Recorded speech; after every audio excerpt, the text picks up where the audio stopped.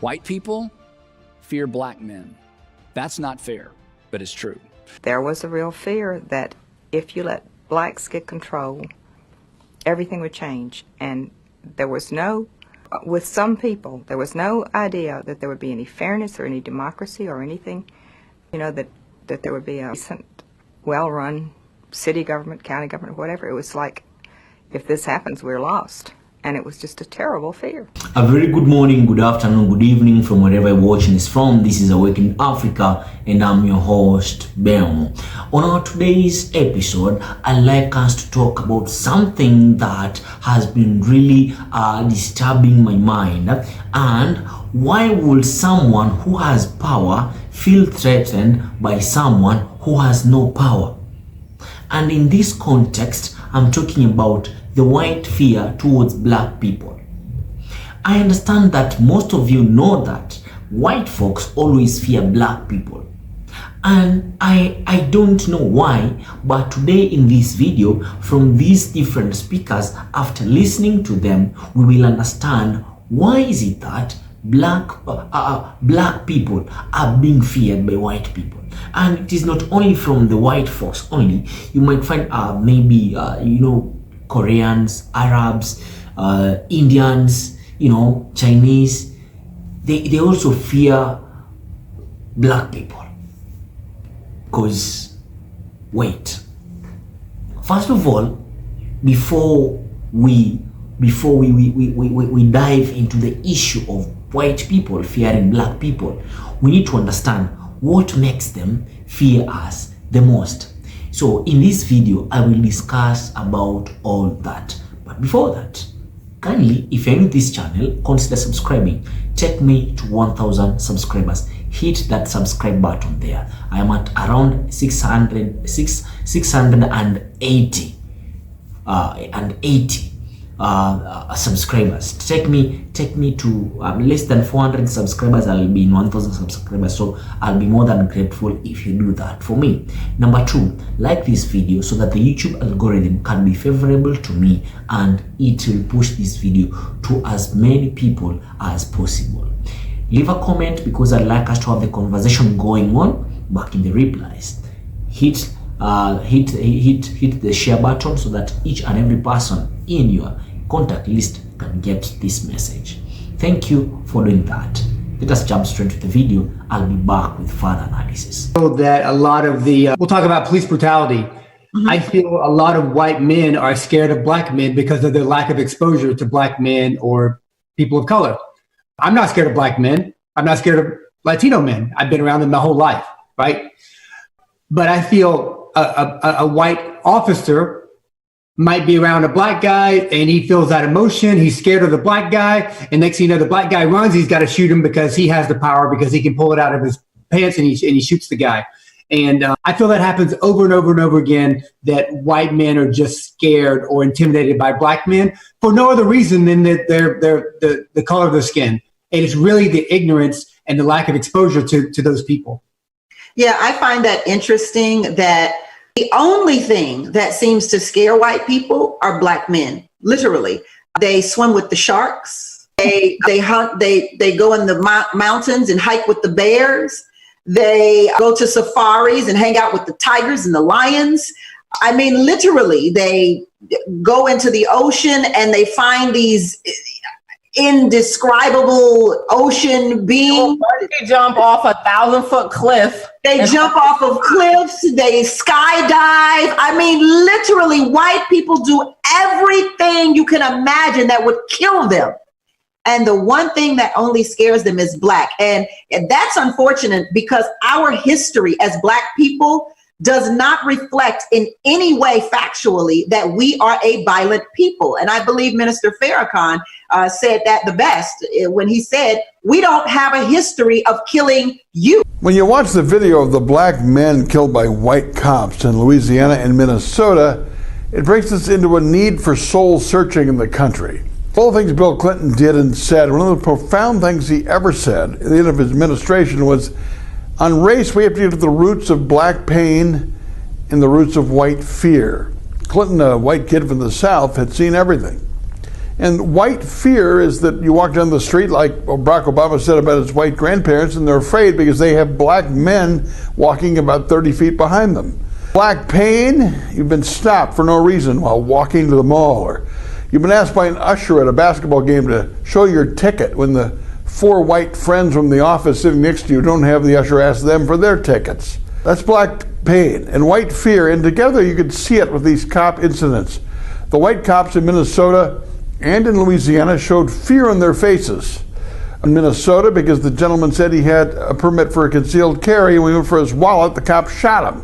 And the cop was more unhinged than the African-American girlfriend, who remained calm. In Louisiana, somebody shouted he has a gun. You could see the white fear on the face of the cop as he pulled his gun out and shot him in the chest. Dick Gregory, who was an African-American comedian back in the early 60s, once said about racism in the North and South, there's racism in both places. In the South, you can get close to white people, but just don't get too big. In the North, you can get as big as you want, but just don't get too close. We still have racism in this country. We have to get to the roots of black pain and white fear, or more of these things will happen, and it'll keep happening. White people fear black men. That's not fair. That is true. What makes this even more unfair is that in the vast majority of cases, our fear of black men is in no way connected to our personal experience. And if that wasn't unfair enough, study after study has shown, you know this, that fear of black men doesn't even spring primarily from racism. It's deeper than that. And that's not fair to black people or white people. Most black men have experienced what some people refer to as the fearful gaze of white men and women. Then on the other side of the equation is this: the majority of African Americans in our country, they don't trust the criminal justice system, do you? I mean, you fear the police. That's not fair. Facts don't care. The white people who have all but silenced their fear of black men are the white people who have befriended black men or have been befriended by black men and their families. I've been to my share of far right-leaning churches and churches that lean far left. And it's so much easier for those pastors. I mean, everybody pretty much agrees on everything, and everybody else, well, everybody else is just going to hell, right?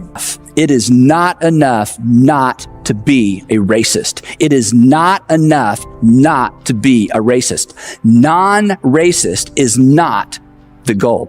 Being non-racist does nothing to address racism. Rich, who again is a fairly liberal columnist, and wrote a piece, I think it was in the New York Times, right after or right before the election, where he said that, basically racism is not a problem anymore because when white folks get to know black folks, well, their biases and their fears subside. Now, number one, I'm not sure that's true. But secondly, even if it were true, the truth is, given the history of racism, spatial segregation, residential isolation, the fact that 85% of white folks live in communities with virtually no people of color around, even if he were right, it wouldn't matter because most white folks won't get that opportunity to actually form close, intimate friendships or connections with people of color. And unfortunately, if it isn't happening, the only way we get to know folks of color is via media.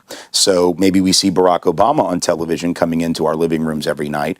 And over an 18-month to 2-year period, we're able to say, yeah, I sort of like that guy. He seems really capable and really bright. Maybe I wasn't sure at first, but given 2 years, he was able to overcome, maybe my first impression. But the only other folks we're seeing in the media are either folks who are sort of superstars on the one hand or criminals on the other hand. Those are the black folks we typically see on TV. They're either like mega millionaire athletes or entertainers, or they're the folks doing a perp walk on the 6 o'clock news that the cops have just gone arrested and haven't even let them put a shirt on before cuffing them and bringing them out in front of the cameras. If the only people you see regularly are superstar millionaires and thugs, for the average person, they can't relate to either of those, right? The average person of color can't, and the average white person can't either. The superstar, you're likely to envy their position, and the thug you're afraid of.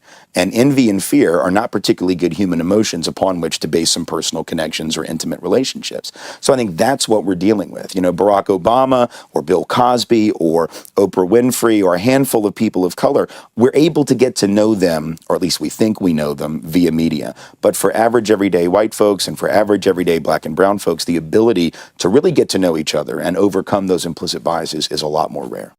White people are scared to death right now, particularly white males. They're scared to death that they are going to lose their power in the future. And they are. But if you want to get ready for the future, if you want to be treated well in the future, treat others well in the present.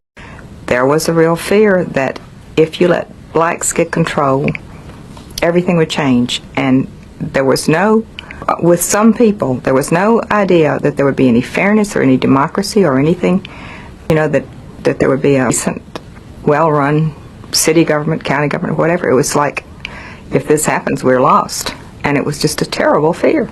Southerners are like any other group of people. I mean, there are all kinds of folks that are included, and regardless of where they stood on integration or anything else, there were a lot of really good people who made wrong decisions and not so much did wrong things as failed to do right things. And when you look back on it, try to sort it out and figure out what could have been different.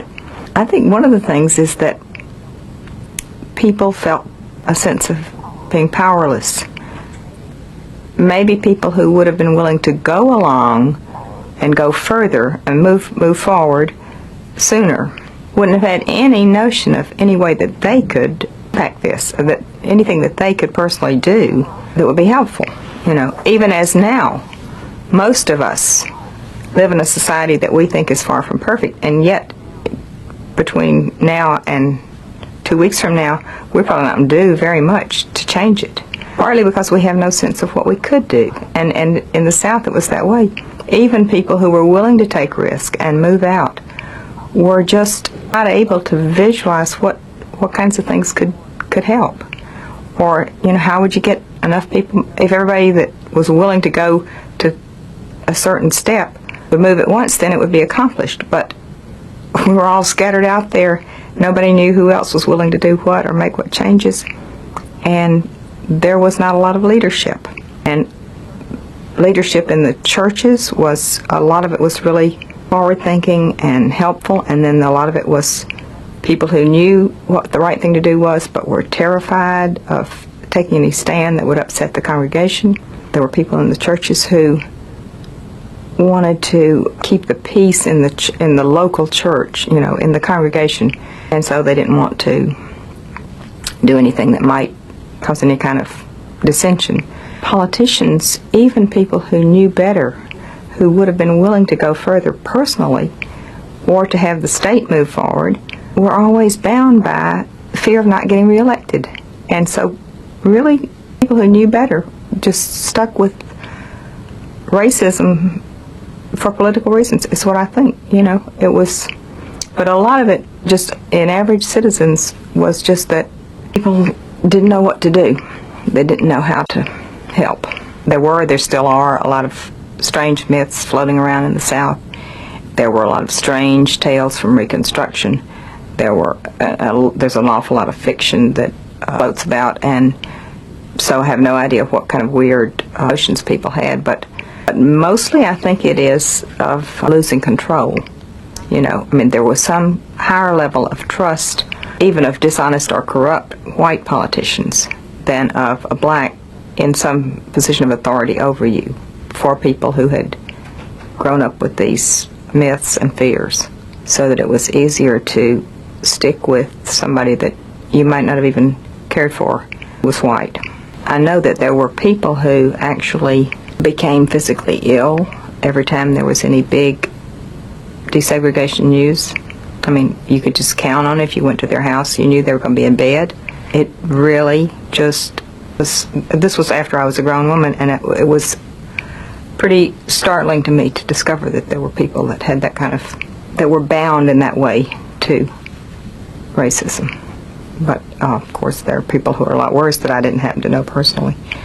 For me, there's a lot of guilt that's involved, because growing up, if you grow up and accept things the way they are, then you have to wonder, why did you accept all of this? Why did you not question more? Or, why didn't you think about all these things that were happening? And I don't know what the answer to that is. My great-grandfather was a really good man, but he was really a racist also. He, I guess, was influenced a lot by things that happened during Reconstruction. And he was never a violent person, nor was he. It wasn't something that he spent a lot of time thinking about or talking about, but his views were, I remember, mainly his never quite forgiving the Methodist Church for reuniting. There was a Southern Methodist Church for a while, and he didn't think they should have gone back in with the Northern Methodist Church. There were a lot of really good people who were and are racist, and I don't know how you explain or justify, or a lot of people wouldn't even accept the fact that you can be both, but in my belief you can. For instance, there were a lot of people who were willing to accept when Emmett Till was murdered. There were people who were willing to accept the fact that this was, I don't remember if they said it was a prank or what, but I mean there were stories that this didn't really happen before they found the body, and there were people who were willing to accept that. There were the same kind of attitude was with almost everything, where there was not an immediate finding of a body. There was always this thing, this is something somebody's made up, just a lot of denial.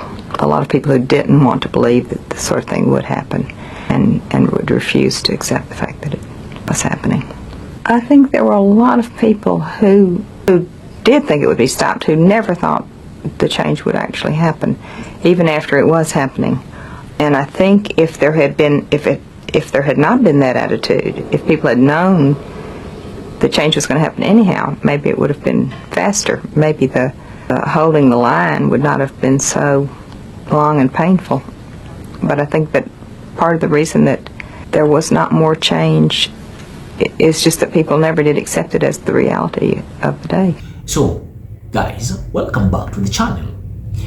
I have talked about understanding the root cause. Why did white people start to fear black people? Number one, we need to understand that at first, black people were not allowed to read or write, not even the Bible.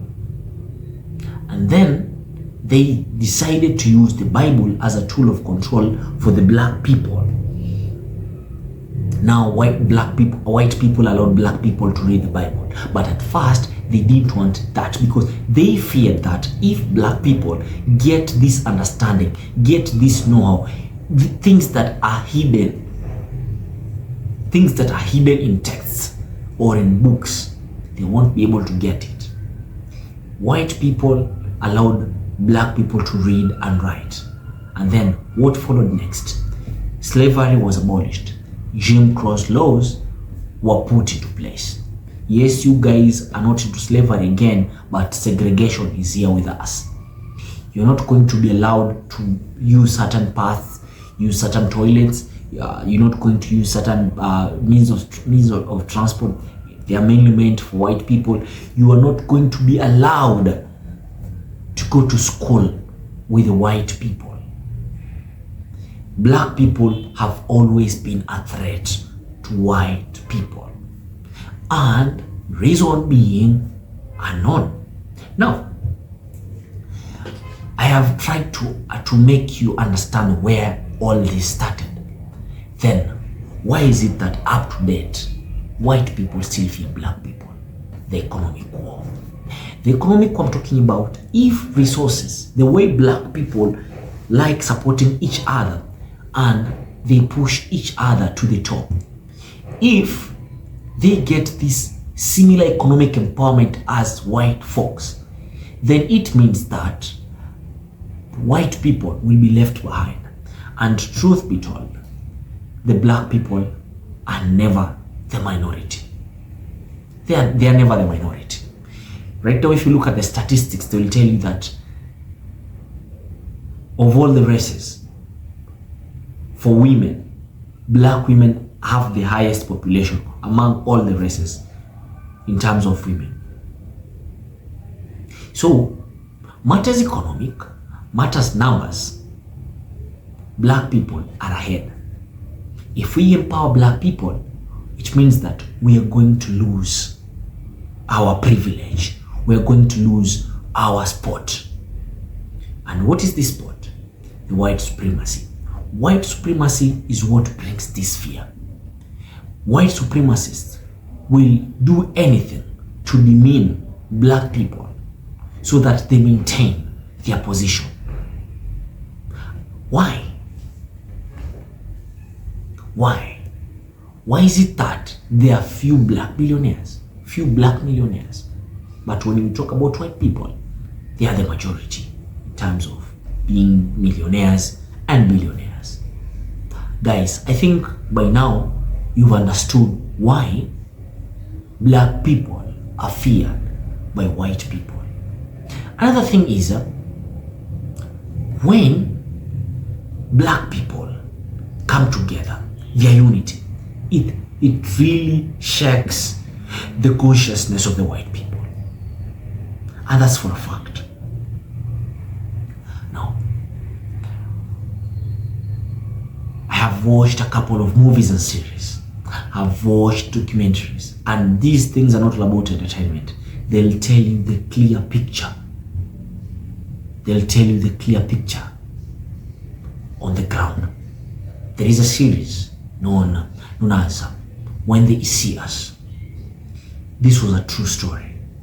It tells you how racism brings about the hate and fear against black people. A white lady sees a white boy, they're going to cross-check themselves. Where's my handbag? Where's my phone? Am I okay? Why? Why do they feel threatened? A policeman can decide to pull over a car driven by a black guy. They'll just cross-check him thoroughly. They look for two things. Number one, drugs. Number two, ammunition, guns. And as I've said earlier, I've watched a couple of movie series and documentaries, and I came to realize it's not only black people who are into gangs. Even white people, they are into gangs.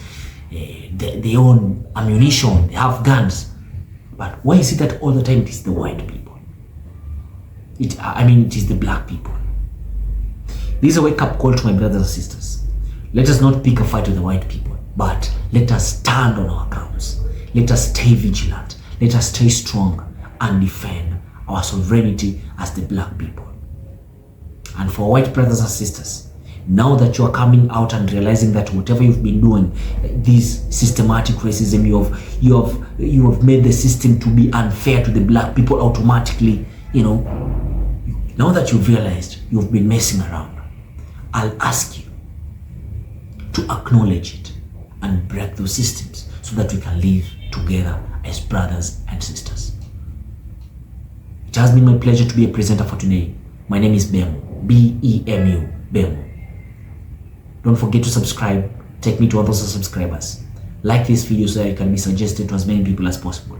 Leave a comment in the replies because I'd like us to have the conversation going on. Make sure that you hit the bell, turn on post notifications, because every day I post your videos and I'd like you to be the very first person to watch them. Don't forget to share because I'd like us to all to get enlightened and awakened, because this is Awaken Africa. Peace out.